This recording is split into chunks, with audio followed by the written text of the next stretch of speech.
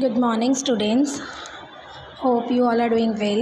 Today we will continue the chapter from topic factors behind the success of a democratic government.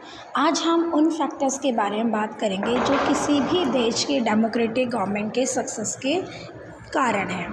A democratic government becomes successful due to several factors. इसके पीछे बहुत सारे कारण हैं, such as peoples participation, जनता का जो participation है, right to freedom, आज़ादी का अधिकार, इक्वालिटी, समानता का अधिकार, न्याय का अधिकार, एंड बाय रिजॉल्विंग कन्फ्लिक्ट्स. कैसे हम अपने मनमुटाव को रिजॉल्व करते हैं, उनको सुलझा सकते हैं. ये सभी रीज़न जो है वो किसी भी डेमोक्रेटिक गवर्नमेंट के सक्सेस के लिए बहुत ज़्यादा ज़रूरी है.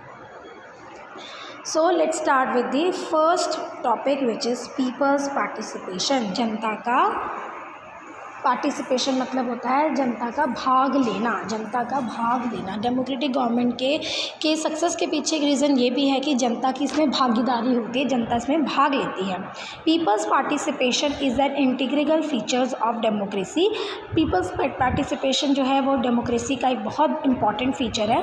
दे पार्टिसिपेट थ्रू इलेक्शन. अब जनता कैसे भाग लेती है डेमोक्रेसी में? जनता भाग लेती है डेमोक्रेसी में इलेक्शन के थ्रू, चुनाव के through. People elect their government, क्योंकि वो अपनी सरकार को समय समय पर चुनती है.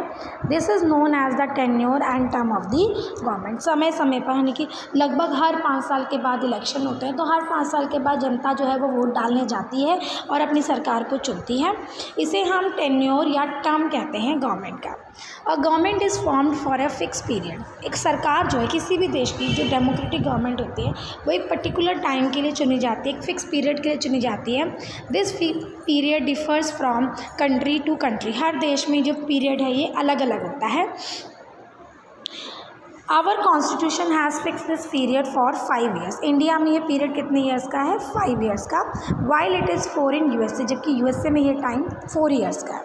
Once elected the government can remain in power for its term. एक बार अगर सरकार का चुनाव हो जाता है तो वो अगले, भारत की बात करें तो अगले 5 सालों तक जो है सरकार का काम करती है. If the people are happy and satisfy with the government they may reelect the same government. अगर जनता अपनी सरकार से खुश है, उसके काम करने के तरीके से खुश है, तो वो अगले इलेक्शन में दोबारा से उसी सरकार को चुन सकती है. If they are not satisfy, लेकिन अगर वो सेटिस्फाई नहीं है, if they are not satisfy with its working, उसके काम करने के तरीके उन्हें पसंद नहीं आ रहे हैं, they may change the government in the next election. तो अगले इलेक्शन में वो उनको बदल सकती है. तो इस तरह से जनता का पार्टिसिपेशन बहुत ज़रूरी है. During elections people realize their importance in a democracy. Election के समय ही जनता को अपनी इम्पोर्टेंस का पता चलता है. In this way the power of the government is controlled by the people through regular election. तो इस तरह से अगर किसी भी देश में रेगुलर इलेक्शन होते हैं तो उसमें इलेक्शन के समय पावर जो होती है, जो मेन पावर होती है, वो किसके हाथ में रहती है? जनता के हाथ में होती है. जनता के हाथ में पावर होती है कि वो किसको चुने और किसको ना चुने. People use various method to protest against the functioning of the government. अब ऐसा नहीं है कि एक बार सरकार को हमने चुन लिया फिर चाहे वो जैसा काम कर रही है उसे करने देंगे, अगर वो गलत काम करे तो उसे करने देंगे, ऐसा नहीं है. People use various method. सरकार की आलोचना करने के लिए, सरकार अगर गलत काम कर रही है तो उसको ये बताने के लिए अलग अलग प्रोटेस्ट करने के अलग अलग तरीके हैं. जैसे in the form of public meeting, आप मीटिंग बुला सकते हैं, जनसभा बुला सकते हैं, धरना दे सकते हैं, strike, rallies and signature campaign to draw the attention of government. सरकार का अटेंशन अपनी तरफ लाने के लिए कि आपने ये गलत किया है, सरकार का विरोध करने के लिए आप धरने दे सकते हैं, आप जनसभा बुला सकते हैं, स्ट्राइक कर सकते हैं, रैली निकाल सकते हैं, आप सिग्नेचर कैंपेन निकाल सकते हैं. इससे भी आप जनता का जो सरकार का टेंशन जो है वो अपनी तरफ ला सकते हैं. People also make use of the media to voice the grievances. इसके अलावा आज हमारे देश में मीडिया की इम्पोर्टेंस बहुत ज़्यादा बढ़ती जा रही है. तो जो जनता है वो मीडिया का इस्तेमाल भी कर सकती है अपनी आवाज़ उठाने के लिए. बाय किसके थ्रू कर सकते हैं, उठा सकती है वो अपनी आवाज़? newspapers, magazine, radio, TV channel, they play an important role in keeping the government informated about people's plight. Pleasure and displeasure. Media जो है वो सरकार के लिए एक वो इम्पॉर्टेंट टूल है जिसके थ्रू उसे पता चलता है कि जनता की क्या इच्छा है, जनता उनसे खुश है या फिर नाराज़ है। Newspaper publish article against case of corruption and injustice. इसके अलावा जो न्यूज़पेपर होते हैं, मीडिया होती है, वो सरकार के बारे में जनता को जागरूक करती है। अगर कहीं पे करप्शन या कुछ ऐसा काम सरकार ने इनजस्टिस वाला काम किया है तो वो आप न्यूज़पेपर के थ्रू आप पता कर सकते हैं।